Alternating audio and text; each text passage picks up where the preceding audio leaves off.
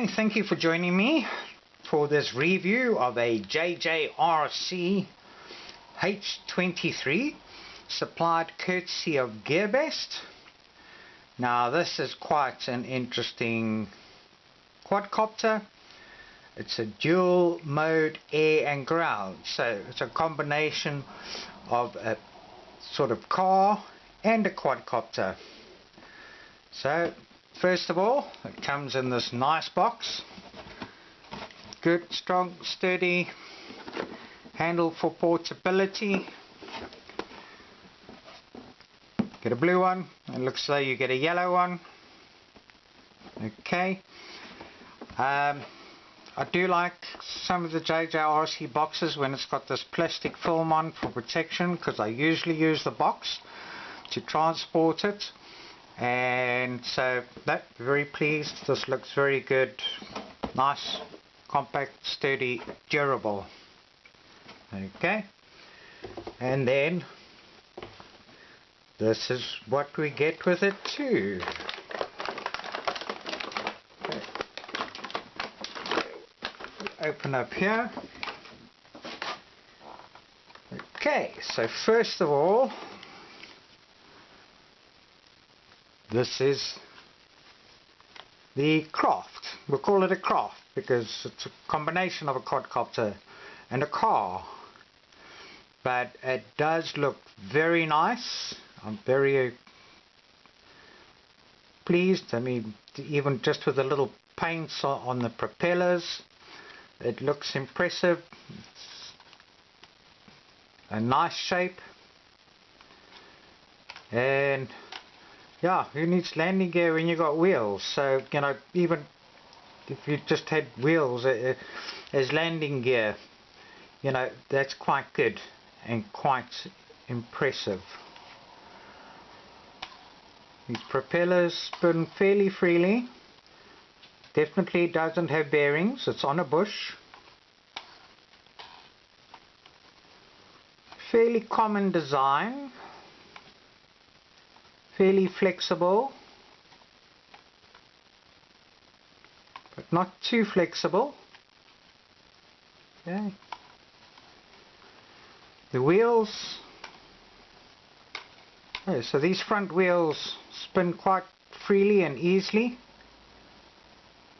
A little bit of flexibility, but these don't turn it, from what I can see. And look, actually got a little shock absorbers on.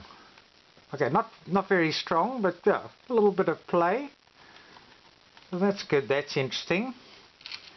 The back wheels don't move as freely because these will be the drive wheels for when it's on the ground. And it doesn't have shock absorbers. Okay. Motors are vertically housed on all four arms. Looks as good slits for adequate cooling. There's good ventage under the arms and sort of here, so cooling looks pretty good. These tires are like a foam, not a rubber, but yeah, it's quite strong. Okay. The top plastic is quite mandible, okay, flexible. Bottom undercarriage, good, slightly flexible, but this does look as though it can be very durable. Now they don't really make any issue or make a song and dance about this being waterproof, but it does mention that it is waterproof, or I think they mean water resistant. So basically they're saying this is possibly, you know, similar to a JJRC H23, where, you know, if you do get water on it, or it does immerse itself in water, dry it out as quickly as you can, and you should still be able to operate it. Okay, so yeah, this is good for flying and for going on the ground. Okay, if we have a look here as well, it mentions an SD card, and there's a slot on the side, and there's a hole there, and on the transmitter one of the buttons is for to take a photo and also to take video. Now I haven't seen a version out yet with a camera, so I'm not sure if there will still be a version with a camera coming, or possibly they had to abandon the fact of having a camera, because you know, just having a look at this would have been a strange little camera, because the lens would really have to be quite long and protrude out of that hole there. So perhaps, you know, I don't know, but perhaps, you know, the idea was shelved. But anyway, we'll wait and see. They might still bring out a version with a camera. Okay, battery bay with a lock switch, which is good. It's there. Battery comes installed but not connected. And we have a 3.7 volt 750 mAh battery. Now this should be good for a flying time of about 6 to 7 minutes. Okay, so we'll have to see. And over here there's an on and off switch, so let's just connect up the battery because they're there. But let me just check and see first. Does the battery come fully charged, or do you need to charge it? Okay, this has come in at 95%, so you could go flying, but you can also charge it up. But it's always good to have a battery meter and to check before you go flying to see that you have sufficient power in your battery. Okay, so that connects up, and this, just tuck the wires in underneath here.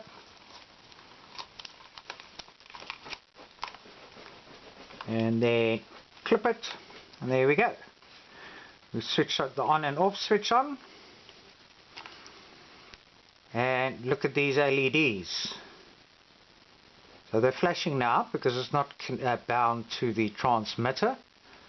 But yeah, we've got bright LEDs there, LED at the back, LEDs underneath, 2 red ones on the front, 2 green at the back. So we will definitely do a night flight with this, because this looks as though it can be very impressive at night too. Okay, so let's just switch this off here. With it we also get only 2 spare propellers, so a little bit disappointing, but hopefully this won't be damaged too easily.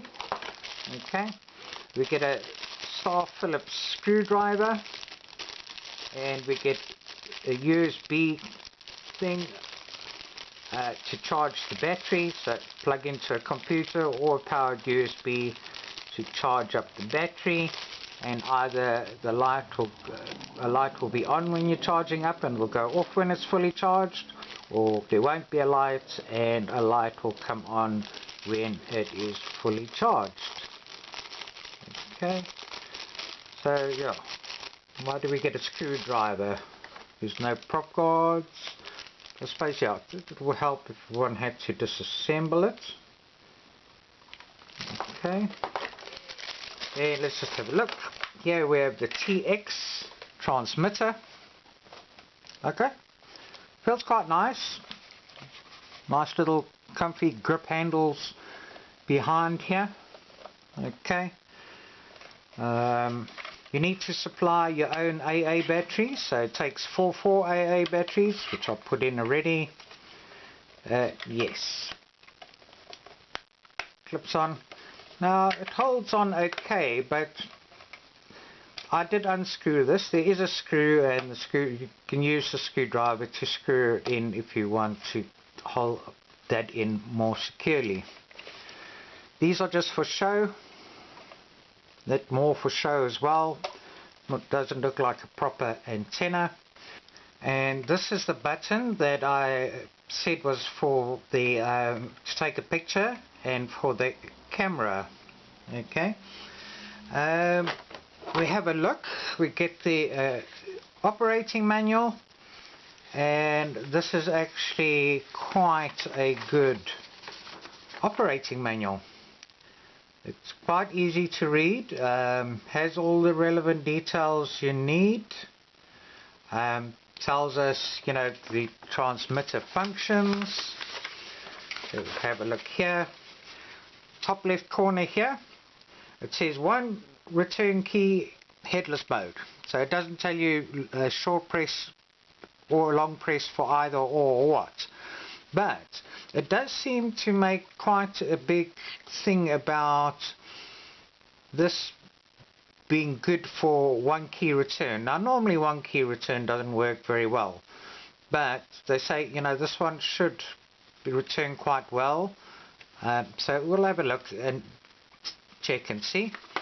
This is for the flip button, so one presses that and then you can flip, choose whichever way you want to go. These two are the trim buttons, so forward, backward, sideways trim. And then this is a little bit unusual. This is for 3 variable speeds. So you press it once for low speed, press it again and you get the second speed, and then you press again for another speed. Okay. Yeah, the rest of the manual, quite detailed. It tells you how to do a level calibration and a trim reset. It's a little bit unusual, but I'll show you shortly. And flight mode, fine tuning, operation, the 3D rotation, so yeah, that's your flip button, so yeah, you can do forward, backward and sideways flips. Okay. Now it also does say that this should have a range of 200 meters, which is pretty good to have. So yes, let's just get the packaging out of the way. Put that down here.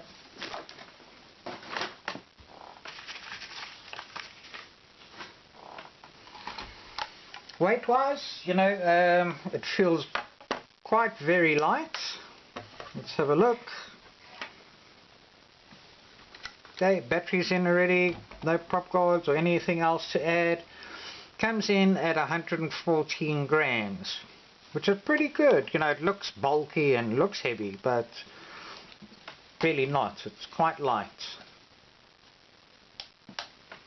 Okay. So if we power it on, let's switch it on. Okay, we've got the transmitter on. Now, do we need to bind it? Move the throttle lever down, up and back down. Okay, let's try that again. Switch the transmitter on. Okay, lights are flashing. Up, down. Okay, lights go solid. And now it's bound. Okay, so yeah, switch the quad on first and then the transmitter to bind. Now this one has an interesting calibration, and being a 6-axis gyro, always important to calibrate because you're going to get a much better flight performance and balance with calibration. Now to calibrate this, it actually says if it's deviating, you can calibrate it in flight by pulling both levers down and to the bottom left, and it starts flashing and then goes solid, and then down again to the bottom right. I don't see how this is going to work in flight. So let's see. We can't, well, for this to drive, you leave the throttle off and you just use this lever to go forward and back and left and left and right. Okay, so that's fine. But now I can't put this on a level surface and calibrate it now, because when I move this lever it's going to want to go somewhere. So let me find something we could mount this on. Let's have a look now. Okay, so to calibrate, pull down, bottom left, flash it, and then it's okay. So that's quite quick. Maybe it can be done quickly in flight. And then you also need to do it to the right. So this is a little bit tricky and a little bit unusual. I might try it in flight, because if we're quite quick, that's it. And then I could recover and then do that and that. But anyway, I'm going to calibrate this thing on a level surface by just raising it and do the calibration before takeoff and flying. So I'm really excited about flying this and seeing how it goes, and also as a car. You know, as far as landing goes, I think it's great to have the wheels instead of, you know, little landing skids, because, you know, you've got quite a bit of flexibility. You know, a little bit concerned about how durable these wheels will be. So with a hard knock, the possibility that could get damaged, but it does seem to be fairly flexible, and you've got this little bit of sponge to give you that extra little bit. So yes, let's take it out, see how it flies, see how it drives, and yeah, with these lights we'll have a look and see what it looks like at night. So see you in the field shortly.